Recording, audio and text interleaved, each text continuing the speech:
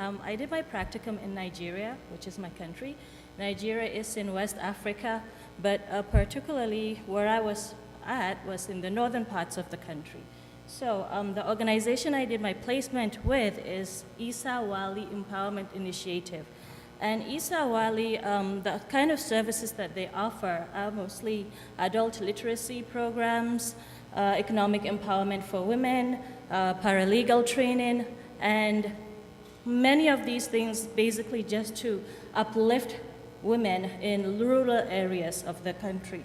So moving on, a bit about the project itself. One of the programs that Isa Wali has is a safe space program, which it designed basically to encourage girls to remain in school, because we have a lot of issues of early child marriages in the northern parts of the country.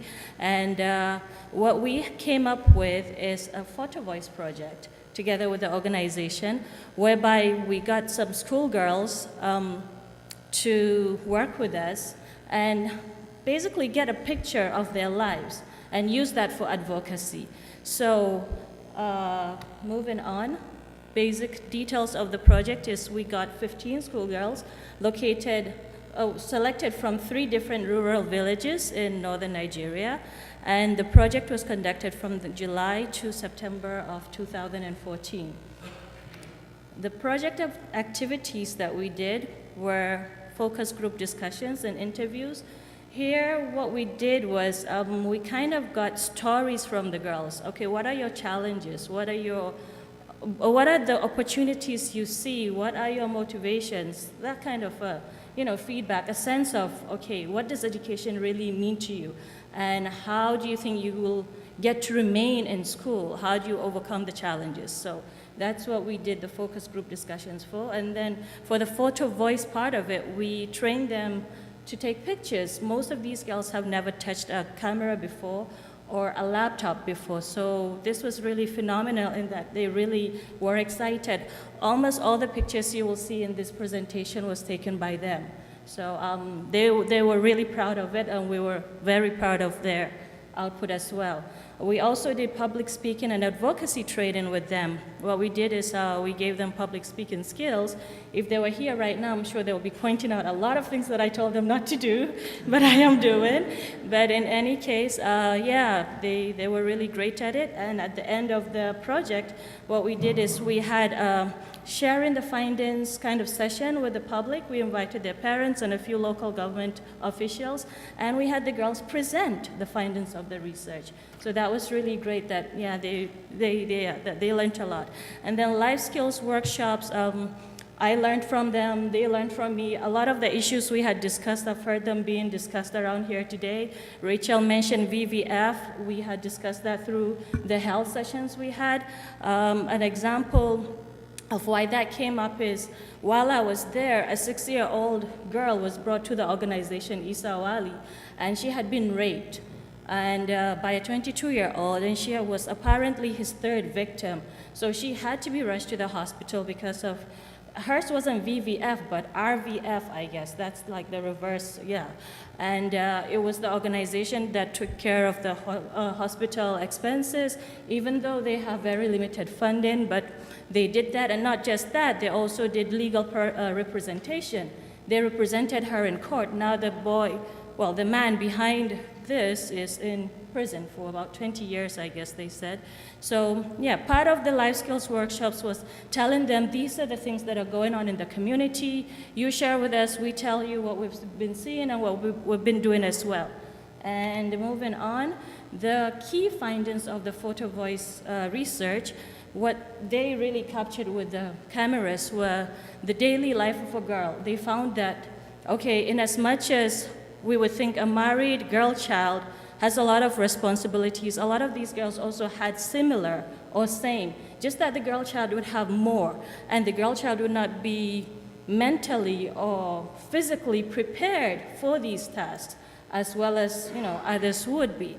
And then other things that they captured with their pictures were also the opportunities that were created by education. I'm going to go into a bit more detail with these. These are just the key points. And then the challenges that they faced in attaining education and then the overall action plan that they wanted to come up with. So the daily life of a child, as we can see, mostly cooking, household chores.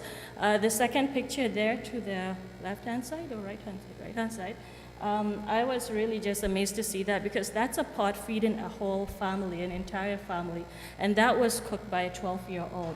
I don't think I can feed people that many with a pot by, that size. So they have to go and fetch water, they have to take care of kids, babysit and all that. But that's the typical life of a girl. The girls who go to school don't do as much because, well, their parents encourage them to take some time off and read and study. But those who are married basically do this 24/7. And then the other pictures that they captured were the opportunities that were created by education. So these pictures were taken so that when they were doing their advocacy, they could present this and say, okay, look here, there's another side of it. There's some of us who actually do go to school. And there's some of us who actually do get some opportunities out of what we learn. For example, employment. The girl on that side, her name was Zainab, and why I really like this picture is the story behind her. She had completed school up to 9th grade.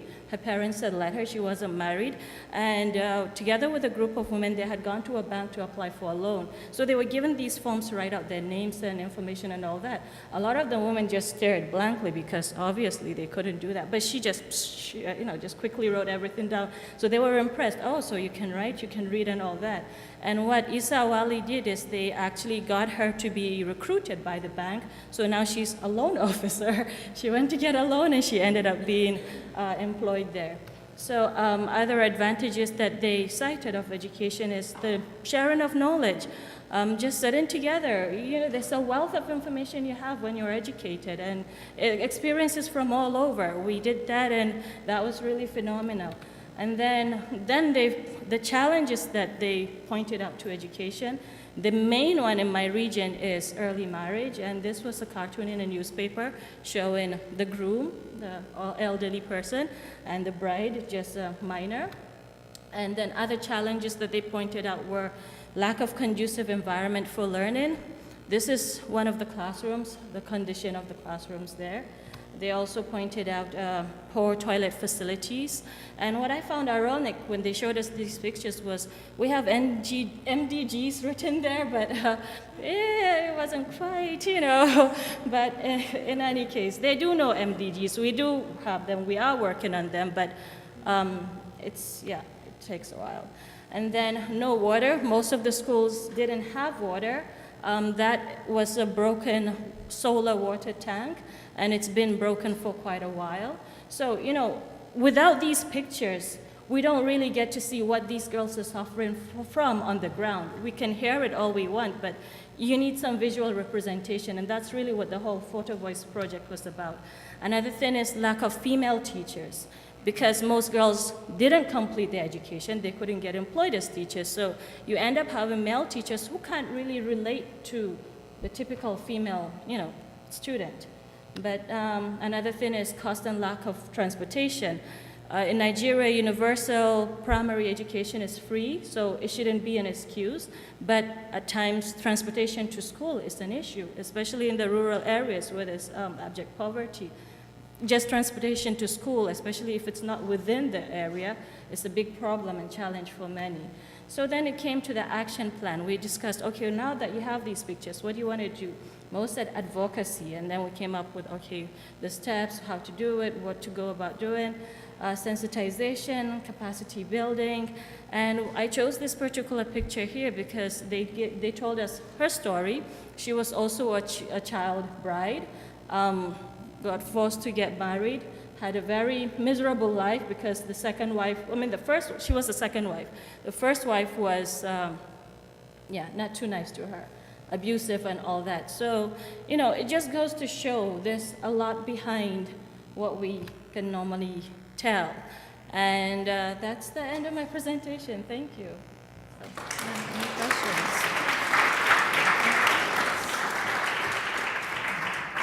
Thank you very much, Badriyya. Any questions?